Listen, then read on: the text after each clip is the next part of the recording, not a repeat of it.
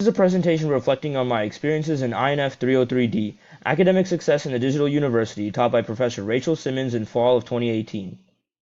My name is Imran Ahmed, and I am currently a sophomore at UT Austin studying environmental engineering. I took this course to increase my knowledge about conducting research and using the resources available to me. I conducted some research in high school, but UT has an overwhelming amount of resources. Thus, I hope that this course will help me conduct better research by using the resources relevant to my topic. I hope to impress my current and future professors with my increased proficiency in writing and research. I learned it is okay to use the ideas of others, as it is expected as a way to show that I know how to effectively conduct research on a topic.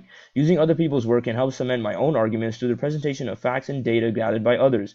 I also learned the key to using other people's work is to cite it properly. I learned about citation tools like Noodle Tools and EndNote, and about citation management tools like Zotero that help keep you organized as you do research. However, when learning about fair use, I was not sure about how to determine what is considered fair use outside of the 4 parameters in the module. It was a confusing topic that needed more descriptions. While I understood Creative Commons is a way to allow creators to control how their work is shared, it seems that US copyright law might clash with this, as all rights are reserved. I needed a much more in-depth explanation about the extent of the impact a Creative Commons license has on copyright. I did not realize until now that just about everyone is a digital citizen, as it starts from performing just about any activity online. I felt that it is important for people to realize they are a part of the digital community and should treat it like they're a respectable citizen of a country, such that performing illegal actions as a digital citizen can have real-life consequences.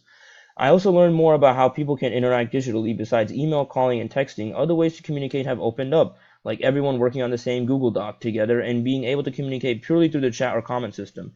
This also leads to etiquette issues online, and with more ways to communicate, etiquette is sometimes easily forgotten about. While everyone has the same basic rights to privacy, free speech, safety, and more as digital citizens, it is hard to find truly defined rights, especially when concerning those who may be disenfranchised. I wanted to better define these rights. As a young digital citizen, it is hard to be away from social media, and sometimes it can hinder my productivity and happiness. Thus, I want to know how to be more digitally healthy and foster better online interactions. I grew up interacting with friends and strangers online. Looking back, I wish I knew more about digital citizenship and how to utilize those principles when playing a game online. Also, I wanted to learn about the impact video games can have on academics and learning, as many students play video games and they are becoming increasingly popular. I was expecting more of an emphasis on coding and how to actually code some basic applications. But due to the small amount of in-person interactions and wealth of other information covered, it would be hard to get a good grip on coding.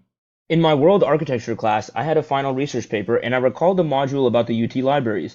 I was able to find academic books on my topic and learned how to check them out. I was also able to take advantage of the databases and determine which articles were actually scholarly and how to cite and use them effectively in my paper. I was able to conduct research easily and will remember the skills I learned when I do more research in the future.